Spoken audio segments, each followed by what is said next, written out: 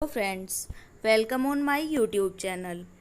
आज हम child psychology के इम्पोर्टेंट क्वेश्चंस का पार्ट 3 देखेंगे। हमारा पहला क्वेश्चन है, बुद्धि को मापने के लिए मानसिक आयु संप्रत्यय किस विद्वान ने दिया? बुद्धि को मापने के लिए मानसिक आयु मेंटल एज का कंसेप्ट एल्फ्रेड बिने ने 1905 में दिया। सेकंड क्वेश्चन, मानसिक आयु क्या है? एमए। मेंटल एज क्या है? किसी व्यक्ति द्वारा अपनी उम्र से ज़्यादा कार्य करना या कम कार्य करना ही मानसिक आयु कहलाता है। जैसे कोई व्यक्ति 8 साल का है और वो 10 साल के बच्चे जितना कार्य करता है तो उसकी मेंटल एज हुई 10 साल। और अगर कोई व्यक्ति 8 साल का है, कोई बच्चा 8 साल का है और वो 6 साल के बच्चे जितना ही कार्य कर पाता है तो उसकी मेंटल एज हुई 6 साल। एल्फ्रेड बिने ने बुद्धि को कितने भागों में बांटा है? एल्फ्रेड बिने ने बुद्धि को 3 भागों में बांटा है। पहला है मंद बुद्धि, दूसरा औसत बुद्धि, तीसरा कुशाग्र बुद्धि। औसत बुद्धि कितनी होती है हमारी? 90 से 110। और मंद बुद्धि 110 से कम और कुशाग्र बुद्धि 110 से ज़्यादा। नेक्स्ट क्वेश्चन, स्टर्न ने बुद्धि लब्धि को कब मापा और कौन सा सूत्र दिया? स्टर्न ने 1912 में बुद्धि लब्धि को मापा था और एक सूत्र खोजा था। वो सूत्र क्या था? MA/CA। उसने बस इतना ही सूत्र दिया था, इससे आगे का सूत्र टर्मन ने दिया था। नेक्स्ट क्वेश्चन, वह कौन सा विद्वान है जिसने बुद्धि लब्धि के सूत्र को नया रूप दिया? जो स्टर्न ने सूत्र बताया था उसी के सूत्र को उसने नया रूप दिया, वो था टर्मन महोदय। टर्मन महोदय ने बुद्धि लब्धि के सूत्र को 1916 में एक नया रूप दिया और उसने क्या सूत्र बताया? MA/CA/100। ये टर्मन महोदय ने पूरा सूत्र दिया। भाटिया परीक्षण का संबंध किससे है? भाटिया परीक्षण का संबंध बुद्धि को मापने से है। यह परीक्षण 1955 में चंद्रमोहन भाटिया द्वारा बनाया गया था। हमारा नेक्स्ट क्वेश्चन है, वेस्लर परीक्षण का संबंध किससे है? वेस्लर परीक्षण का संबंध भी बुद्धि को मापने से ही है। इस परीक्षण का निर्माण भी वेस्लर महोदय द्वारा 1939 में किया गया था। नेक्स्ट क्वेश्चन, बुद्धि लब्धि को नापने का पहला सूत्र किसने दिया? बुद्धि लब्धि को नापने का पहला सूत्र दिया था स्टर्न ने।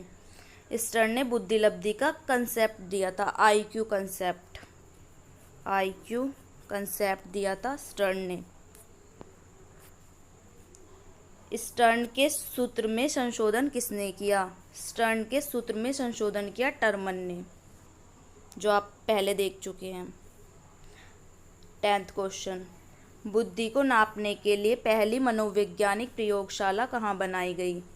बुद्धि को नापने के लिए पहली मनोवैज्ञानिक प्रयोगशाला जर्मनी के लिप्जिंग में 1879 में बनाई गई, वो भी विलियम वुंट के द्वारा। नेक्स्ट क्वेश्चन, बुद्धि का विचलन बुद्धि सिद्धांत किसने दिया?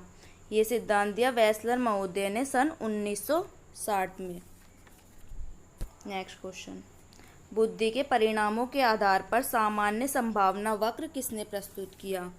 ये वक्र प्रस्तुत किया टर्मन महोदय ने। टर्मन महोदय ने एक बुद्धि का वक्र प्रस्तुत किया जिसमें उसने बुद्धि को विभिन्न वर्गों में बांटा था। बाल केंद्रित शिक्षा क्या होती है? बाल केंद्रित शिक्षा वो होती है जिसमें शिक्षा का केंद्र बिंदु, जिसमें शिक्षा का सेंटर बच्चा होता है।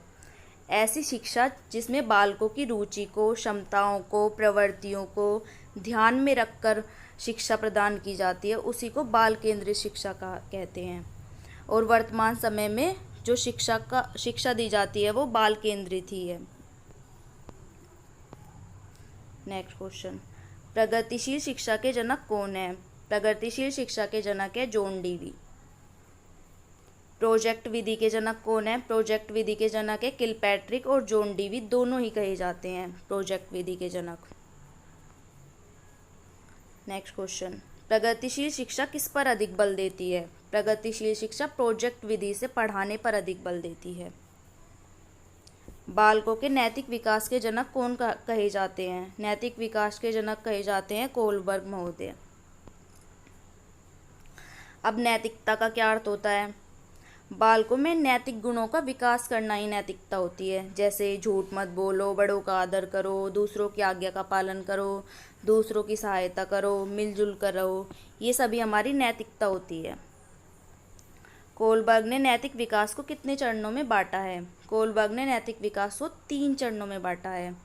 पहला है हमारा पूर्व रूढ़िगत नैतिकता का स्तर, दूसरा रूढ़िगत नैतिकता का स्तर, तीसरा उत्तर रूढ़िगत नैतिकता का स्तर। Pre conventional level, conventional level, post conventional level. Next question, समीपस्थ विकास का सिद्धांत ZPD, zone of proximal development सिद्धांत किसने दिया? ये दिया वाइगोट्स्की ने। अब वाइगोट्स्की कहाँ के निवासी थे? वाइगोट्स्की थे रूस के निवासी, रूस के रहने वाले थे ये। वाइगोट्स्की ने बालकों के विकास के लिए कौन सा सिद्धांत दिया? वाइगोट्स्की ने बालकों के संज्ञानात्मक विकास का सिद्धांत दिया।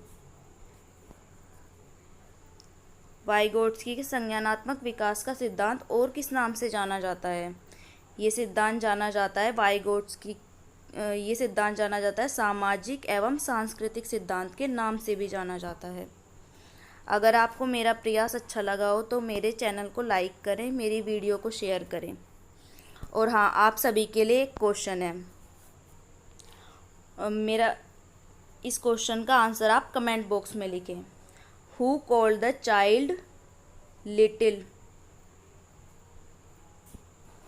साइंटिस्ट?